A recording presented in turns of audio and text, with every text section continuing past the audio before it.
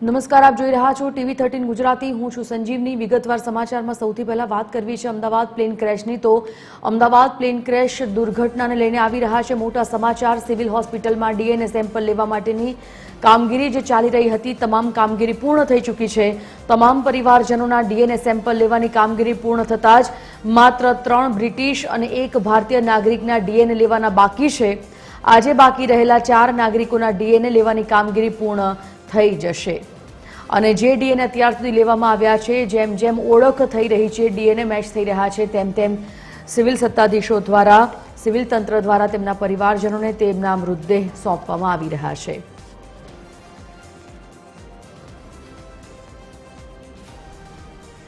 Civil હોસ્પિટલથી અમારા સંવાદદાતા મૌલિક Upadhyay live જોડાઈ ગયા છે। મૌલિક પાસેથી જાણકારી મેળવીએ। મૌલિક, 3 વ્યક્તિના બાકી છે હજી ડીએનએ લેવાના, બ્રિટિશ નાગરિક સહિત એકના, અને તમામ લોકોના જ્યારે ડીએનએ લેવા માટેની કામગીરી પૂર્ણ થઈ ચૂકી છે।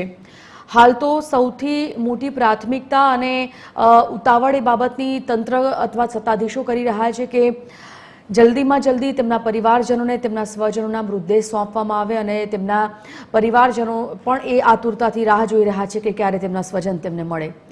શું માહોલ અત્યારે ત્યાં? કેટલા મૃતદેહ અત્યાર સુધી સોંપવામાં આવી રહ્યા છે?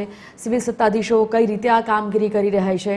રાતભર જ્યારે સિવિલ હોસ્પિટલમાં તમામ પરિવારજનોની ભીડ ઉમટી છે, કોઈ ખાસ સૂચના સિવિલ તરફથી? બિલકુલ સંજીવની, જે રીતે ડીએનએ ટેસ્ટ છે તે લેવાની પ્રક્રિયા છે તે ગઈકાલ રાત સુધી ચાલી હતી અને મોડી રાત સુધી પણ ચાલી હતી। ડીએનએ જે ટેસ્ટ પરિવારજનોને લેવાય છે તેમાં એક અધિકારી સાથે મારી વાત થઈ। તેમણે કહ્યું કે ગઈકાલ રાત સુધી માત્ર 4 ડીએનએ લેવાના જે પરિવારજનો છે તેમના બાકી હતા, જેમાં 3 બ્રિટિશ નાગરિકો અને 1 ભારતીય નાગરિક। આ 4 સિવાય લગભગ તમામના ડીએનએ લેવાની પ્રક્રિયા છે તે પૂર્ણ કરી દેવામાં આવી છે અને આજે બપોર સુધીમાં આ જે 4 બાકી રહેલા છે તેમના પણ ડીએનએ લેવાની પ્રક્રિયા છે તે પૂર્ણ થશે। સાથે સાથે અત્યાર સુધીના જે ડીએનએ લેવામાં આવ્યા છે ત્યારબાદ હવે જે ડીએનએ રિપોર્ટ આવે છે અને જે મેચ થાય છે તેમાં અત્યાર સુધીમાં 31 જેટલા ડીએનએ છે તે મેચ થયા છે અને તેમાંથી 12 જેટલા પરિવારજનો છે તેમને મૃતદેહ આપવામાં આવ્યો છે।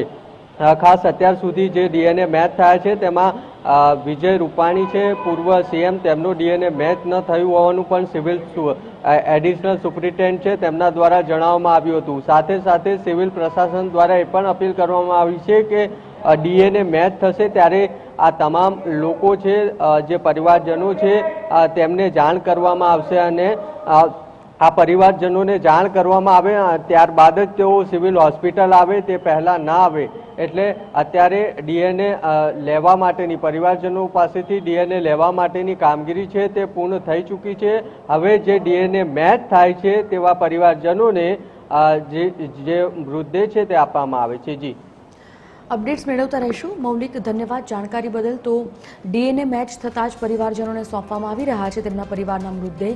તમામ પરિવારજનોના ડીએનએ સેમ્પલ લેવા માટેની કામગીરી તમામ પૂર્ણ થઈ ચૂકી છે। 3 બ્રિટિશ અને 1 ભારતીય નાગરિકના ડીએનએ લેવાના બાકી છે, તે પણ આજે બાકી રહેલા 4 નાગરિકોના ડીએનએ લેવાની કામગીરી પૂર્ણ કરી દેવામાં આવશે।